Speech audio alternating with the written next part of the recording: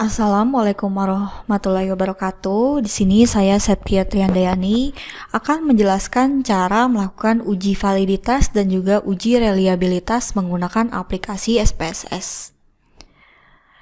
Jadi dalam penelitian saya menggunakan statistik deskriptif dan juga inferensial. Nah, inferensialnya tadi saya sudah menggunakan Smart PLS. Nah, lalu untuk SPSS ini kita juga bisa menggunakan untuk deskriptif ataupun menggunakan uji kualitas data. Nah, di sini jadi kan hasil kuesioner yang tadi sudah kita sebar dan akan didapati datanya itu berbentuk Excel.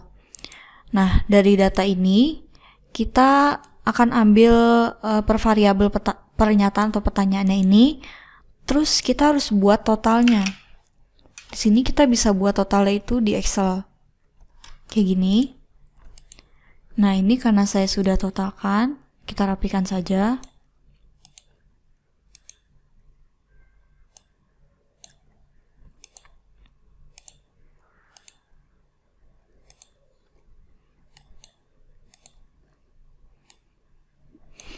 Nah, dia itu adalah variabel pertama.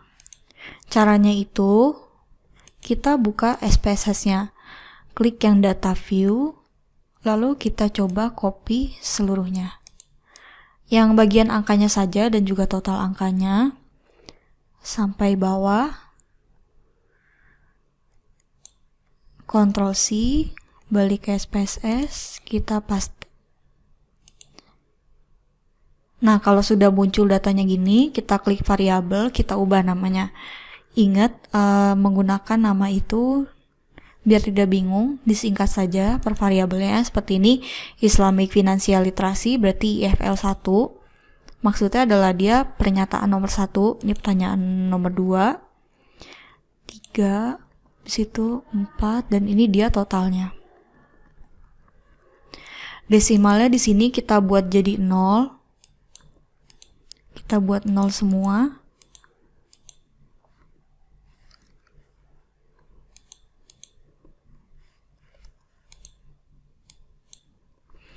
Terus untuk skala kita ubah menjadi scale.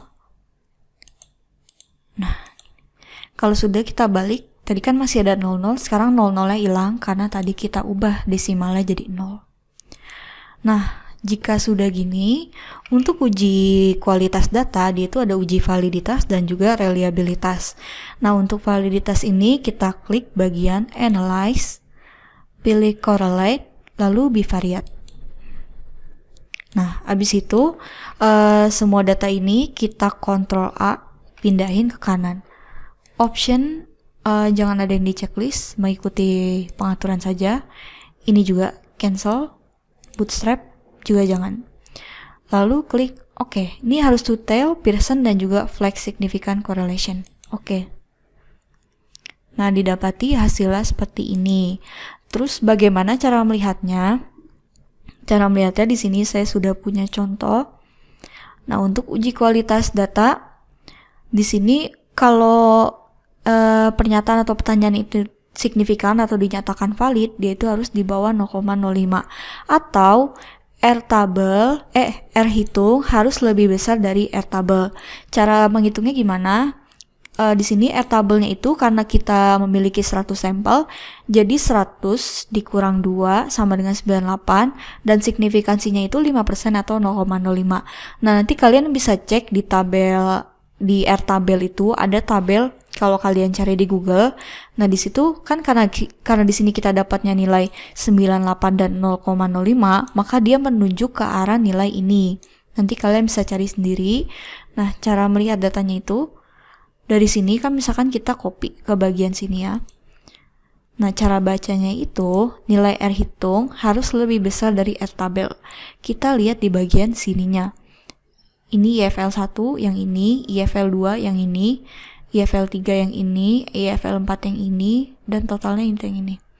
Kita cek, dia itu R tabelnya 0,196. Ini R hitungnya. Nah, di sini 0,774 lebih besar dari 0,196.